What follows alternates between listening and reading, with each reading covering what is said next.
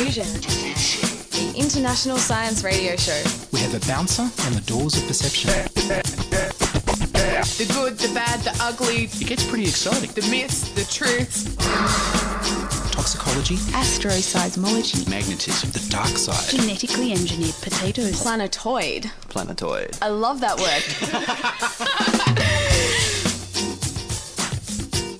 Hello and welcome to Diffusion. Sit back and relax while we visualise weird and wonderful science to replicate in your brain. I'm Ian Woolf.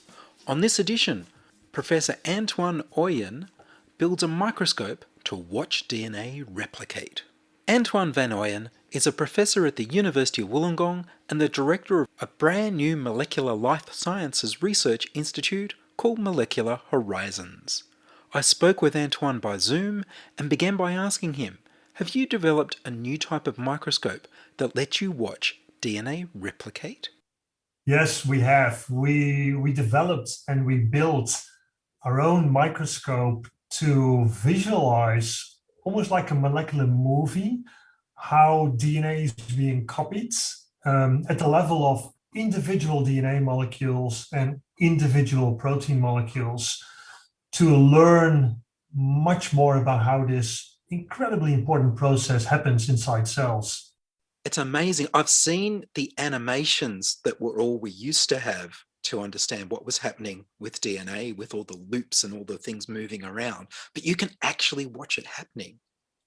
Yeah, we can. So the copying of DNA is an incredibly important process that's important not just for us humans, but for every living organism on the planet. Bacteria, plants, viruses, what have you. They all have DNA that essentially is the blueprint of what they are as an organism. And before a cell divides, you need to completely duplicate that bit of DNA. So you have one copy in one daughter cell and one copy in the other. And that process has been really well studied for, I would say, more than half a century. And we know a lot of things, but we also know we don't know a lot of things as well.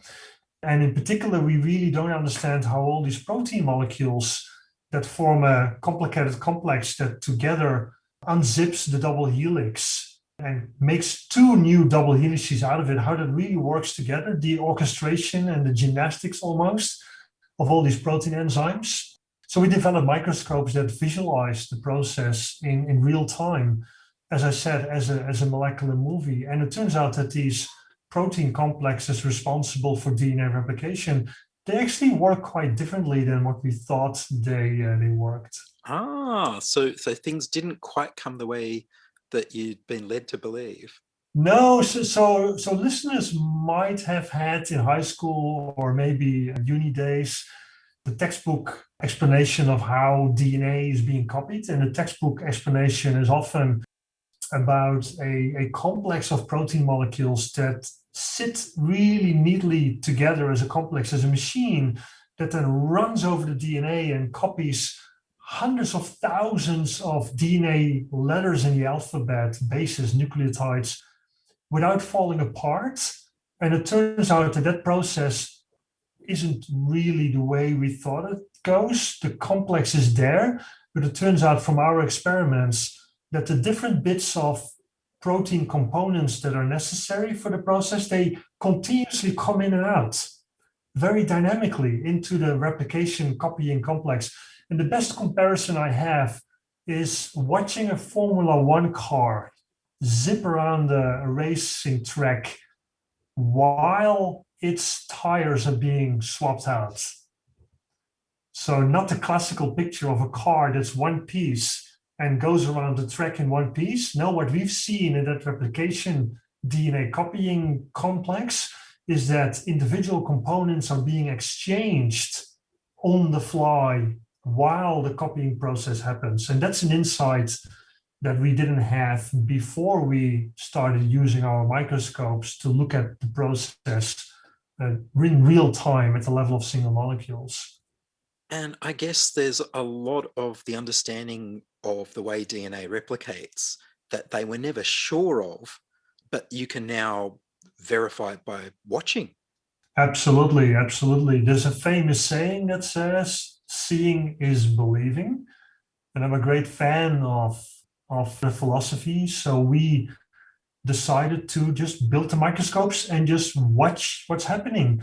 All the knowledge we have of the DNA copying process so far has been obtained by what we call ensemble averaging experiments, classical biochemistry experiments, that are often done or always done in test tubes in a way that contain a gazillion copies of the molecules involved, with gazillion being a technical term. And biochemists looking at the outcome of such a reaction, but while doing so, averaging the result over those gazillion reactions that take place simultaneously in the reaction tube. And you can imagine that if you look at a dynamic process and you average it out over thousands and thousands of individual constituents, you will learn a lot, but you'll also miss a lot of the important information. And that's the reason why we decided to develop these microscopes, to look at individual reactions, individual molecules. And the best comparison here is a marathon that is being held in a city, and the helicopter camera view from above shows you this pack of runners, thousands of them, sort of snaking their way through the city, crossing bridges and what have you. That's a good example of an ensemble population averaging experiment. You might be able to pinpoint with high accuracy how fast the pack is going, but you won't be able to see what individual runners are doing. And that's what we're trying to do with these microscopes, looking at these individual reactions and seeing whether they take a break sometimes, whether they very briefly, fleetingly do something different than the rest of the pack. And that's what gives us the important molecular information on the process. And there's so much going on there. So you're able to watch the DNA. Are you able to see things like mutations happen? How often does that happen? Yeah, so we are developing techniques that allows us to show what happens when this copying process hits damage in the DNA that could lead to mutations. Those replication proteins, those enzymes, are extremely efficient in certain types of cells. They copy DNA at a rate, at a velocity of 1,000 DNA letters per second, and making only one mistake per roughly 1 billion, 100 billion letters. So if you think of that as a process where you have to copy a book by typing very quickly, reading a page of Harry Potter, for example, and quickly typing out that same page to copy the whole set of, I believe it's 7 books in the Harry Potter series, that would correspond to making, I think, only one mistake for every 100 times you copy the entire volume of Harry Potter books. So that's quite an amazing feat. So DNA replication isn't just interesting to see how life replicates and what happens in humans, but it's a big thing in bacteria and viruses. Yeah, absolutely. So we live for 80, 90 years. Bacteria, on the other hand, have a division life cycle of as short as 20 minutes, meaning that you would have one E. coli bacterium. For example, E. coli is a type of bacterium that researchers love to look at because it's a really beautiful model system. An E. coli bacterium divides every 20 minutes, and then every 20 minutes, its entire DNA needs to be copied and divided over the 2 daughter cells. And the high speed with which bacteria divide also gives them an opportunity to evolve really quickly, because as most of your listeners might realize or remember, is that evolution is all based on adapting to the environment by gradually introducing mutations into the DNA, and the favorable mutations being carried over from generation to generation. So obviously evolution speeds up as the division rate of the organism gets faster and faster. So bacteria are super smart, if you wish, in evolving very quickly. And this is interesting not from a purely academic curiosity point of view, but it's really super relevant where it comes to bacteria evolving resistance against antibiotics. Because when we go to the doctor, when we have a bacterial infection, the GP might prescribe antibiotics. And the very fast evolutionary processes in bacteria have now caused a lot of these bacterial infections to be not sensitive anymore to antibiotic drugs. So the work we do does tie the basic molecular mechanism side of things into an actually really important health challenge that we're facing right now, that of antibiotic or antimicrobial resistance. So my understanding is that traditionally antibiotics were used to filter out those mutations that weren't resistant to the antibiotics. So either you've got new mutations, or indeed those people doing genetic engineering are able to put tags so that they filter the ones that they've engineered and not the ones that didn't change. But you found that antibiotics don't just filter out the mutations that would just randomly arise that happen to survive the antibiotic, but there's something more sinister happening. Yeah, absolutely. So researchers have come to realize over the last decade or so that the application of antibiotics doesn't just act to kill all the bacteria that are sensitive. The classical view of evolution that we all have in our heads, that survival of the fittest, you apply pressure from the outside, for example, antibiotics, and those that don't have the particular mutations to protect against the antibiotics, those will die out, and then only those that had the mutations to make them resistant to the antibiotics survive. It turns out, as you say, there's something going on that's a bit more sinister.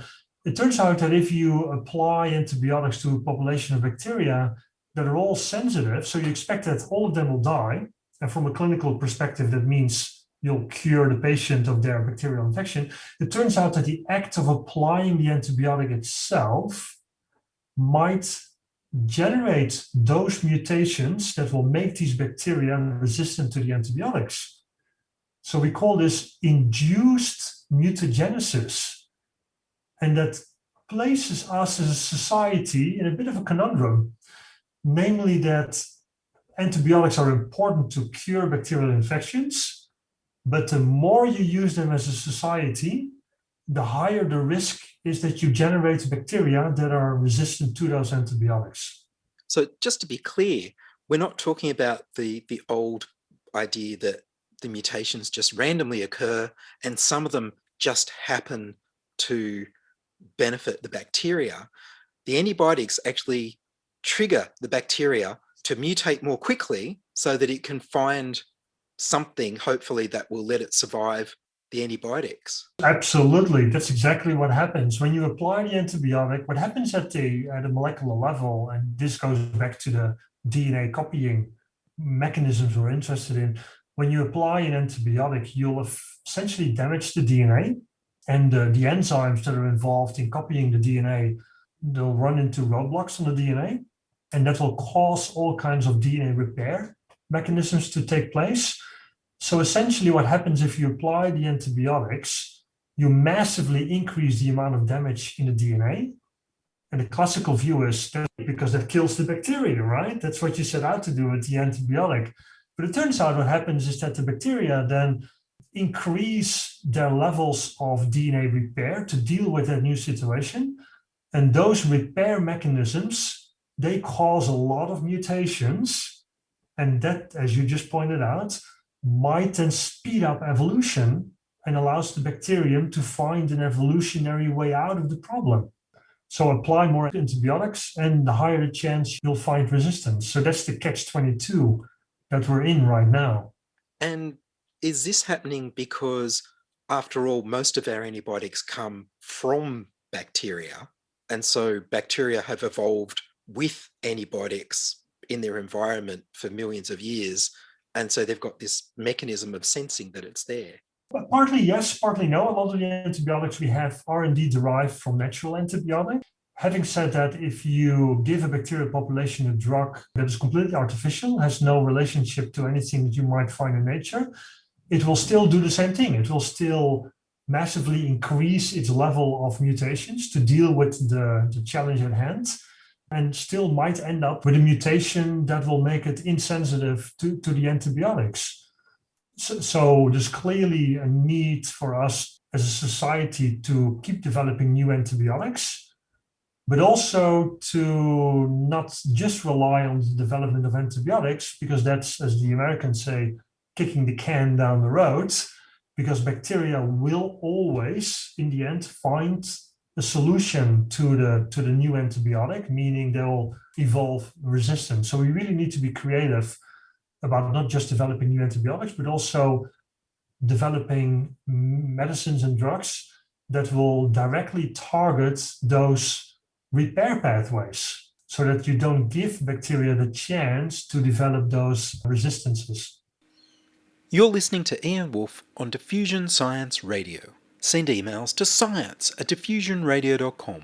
We're brought to you across Australia on the Community Radio Network and podcast over the internet on www.diffusionradio.com. And to ask you a little bit about the microscope, is it based on using light? Yeah, so we do a couple of different things. We do use light microscopes, the same type of microscopes that people might remember from their high school biology, but a massively more complex souped-up version of those. What we also do is we use electron microscopes. So those are microscopes that don't use light anymore, but they use electrons. And the cool thing about electrons is that they also have a wave nature like light particles, but the wavelength of electrons as a wave is so much smaller than the wavelength of light, meaning that we can see things that are much smaller than what we can see with an optical light microscope. So we have down here in Wollongong now a number of very high quality electron microscopes that are quite impressive to just look at. These microscopes are 4 meters tall, and they need to sit in essentially a specially designed building. And these microscopes are able to peer down to levels of details that are roughly equivalent to a millionth of the diameter of a human hair. So take a human hair. I don't have a lot of them anymore, but take a human hair and take the diameter, which is roughly 100 micrometers, divided by a million, and you end up with the level of detail that you can see using these electron microscopes. Amazing. You've looked at the rate of DNA replication as well. Did you calculate how long the DNA gets over our lifetimes? Yeah, so there's a fascinating little back of the envelope calculation that you can do, and I invite your listeners to actually do this. And the question that you can ask yourself is how much DNA, the total length of DNA, we replicate over our lifetime in our own body. And when you do that, there's only a couple of numbers you need. You need to know how many cells you have in your body, and that's roughly 10 to the power 15, I believe, and 1 with 15 zeros. And you need to know how often these cells divide. And it's an average. Neuronal cells, they stop dividing after you're 20, 25. The lining of your stomach, for example, keeps dividing very rapidly, but the average is 50 times per cell. You also need to know that every cell has 2 meters of DNA, which is quite impressive. A cell is only typically 0.1 millimeter across, and inside that little cell, you have 2 meters of DNA. So you multiply all those numbers to calculate how much DNA you copy over your lifetime, and you end up with a length that is pretty much the same as a light year. So you copy a light year worth of DNA, which is a quite amazing feat. And I always tell my kids, I have teenage kids, and they often sit around being bored and doing nothing. And I tell them about this, and then they've actually started to use it against me because I tell them, hey, do something, you're just being bored. And they say, no, I'm working hard on my light year of DNA. But you don't want to waste your light year of DNA. That's true. For these new types of microscopes that you've been building, do you have to house them differently to other microscopes? Yes. So the electron microscopes I just mentioned, so those are microscopes we're not building. Those are microscopes that are actually being made by only one company in the world that can make them, those 4-meter tall electron microscopes. They are so sensitive, they require very bespoke housing environment, if you wish. So here at the University of Wollongong, we just built a new building, essentially purpose-built for these microscopes, where we need to shield them from two major influences. One is vibrations, and the other is electromagnetic interference. And I just want to highlight a couple of aspects related to both. So vibrations, these microscopes are so sensitive that if you were to put them in our building without any special isolation, they would actually pick up the vibrations of the waves crashing on the beach 5 kilometers away, and that would completely disrupt the measurements. So they sit on a massive slab of concrete that's a meter thick, that's piled into the rocks, sitting 70 meters below the surface into bedrock. And those slabs of concrete are actually physically not touching the rest of the building. They're almost floating on these big concrete slabs, so that the movements that the building makes when you have a bit of wind, you can't really see it, but buildings are moving around, to make sure that those movements are not coupled through to the microscopes. Another really cool thing is that the electromagnetic interference is such a problem that when you build a building, you use concrete and you use reinforced concrete, right? Concrete has steel in it, rebar, to maintain the structural rigidity of the concrete. If we were to have done that, we wouldn't be able to use the microscopes because there's always a bit of residual current going through these steel components in the concrete. So we actually had to build our building out of glass fiber reinforced concrete. It's a special building technology, and I think we have the largest structure on the face of the planet built from glass fiber reinforced concrete. So it's quite a special building that we built here in Wollongong to house these very sensitive microscopes. And are you able to produce any video of the things that you're observing with these microscopes? Yeah, so these electron microscopes, they're very powerful. We can see details, as I said, that are 1 million times smaller than the diameter of a human hair. The downside, however, is we have to use very low temperatures to freeze the protein molecules so that they're completely still and they're not moving at all. And the temperatures we use are roughly equivalent to liquid nitrogen. So that's roughly 200 degrees Celsius below zero, extremely cold. So we snap freeze everything so that it stands completely still. And then we take many snapshots by using our electron microscope, and we can reconstruct how these protein molecules look like. So we know exactly where all the nooks and crannies are on the surfaces of these protein molecules, which is really important in the development of drug molecules, so that these drug molecules can interact physically with those protein molecules. But the fact that we freeze these molecules, these protein molecules, also means that we can't really watch them move anymore. So that's where the light microscopy comes in, where we visualize, as I said earlier, how DNA molecules are copied by protein molecules. So we can see them in action in real time, but not with the super high level of detail that the electron microscopes give us.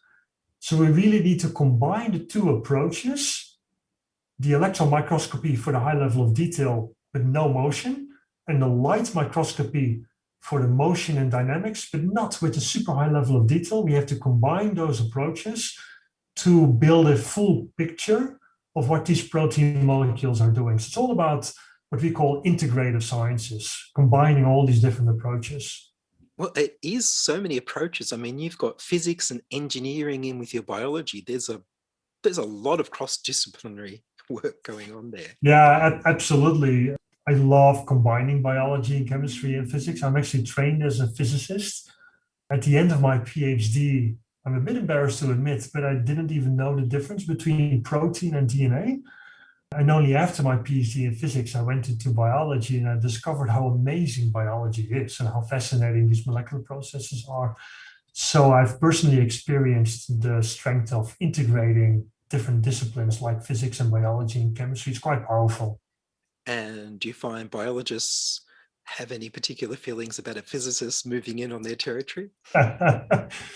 There's always a lot of joking around between physicists and biologists and chemists, but I think by and large, everybody recognizes that crossing disciplines and integrating disciplines is an essential ingredient to keep moving science forward.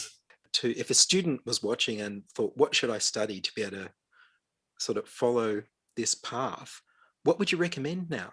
Most university undergraduate structures are still fairly focused on individual disciplines, such as physics, chemistry, and biology. My advice there, study what you're interested in. Just have fun, whether that's physics, chemistry, or biology, or maths, or engineering, what have you. And keep an open mind when it comes to learning about different disciplines. This is also a great moment for me to put in a plug, because at the University of Wollongong, we have set up an undergraduate degree called Bio-Nanotechnology, where we actually integrated at an undergraduate level physics, chemistry, maths, and biology, especially for those people who, when they do their HSCs, really don't want to commit to one of these disciplines and want to continue at a uni level combining those disciplines. And obviously, we established that degree to recognizing that this is how science works these days. It's really about integrating disciplines. And would there be room for some data science and AI in there somewhere too? Oh, absolutely. That's a critical component. Just to give you an example, the electron microscopy images we produce terabytes a day, and they all need to be analyzed with algorithms that are really not doable by the human eyes and the human brain. So we use a lot of artificial intelligence, machine learning based approaches to analyze those images. Data science is a similar story.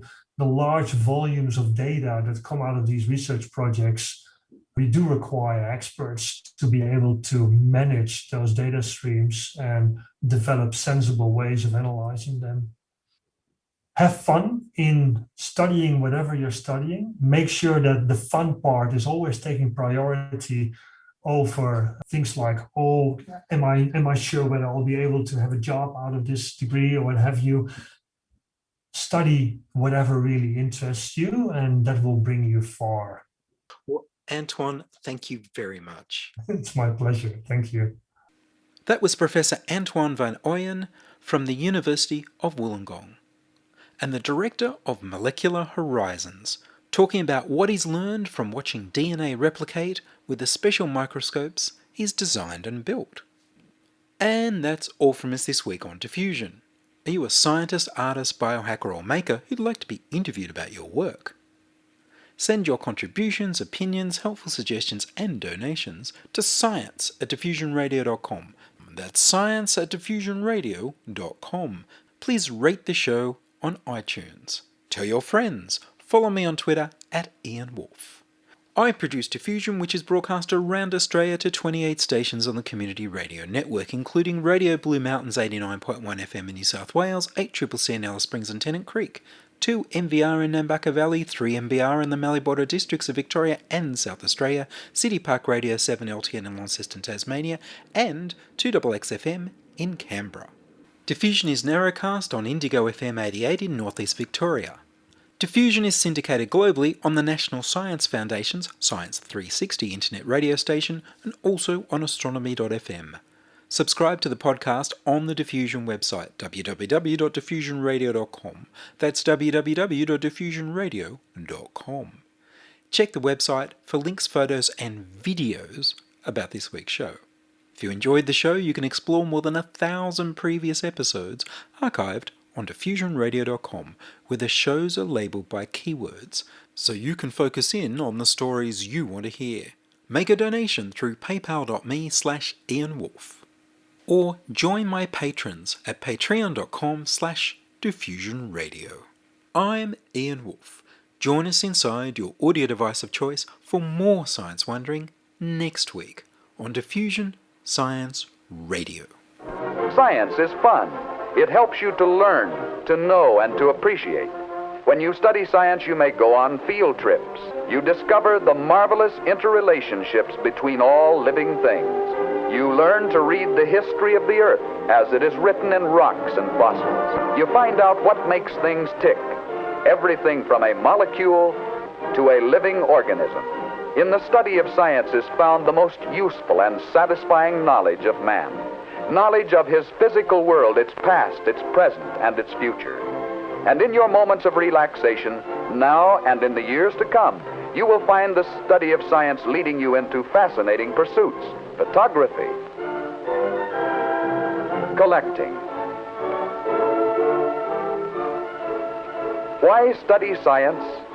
Study science because you will find in the study of science a richer, more rewarding life.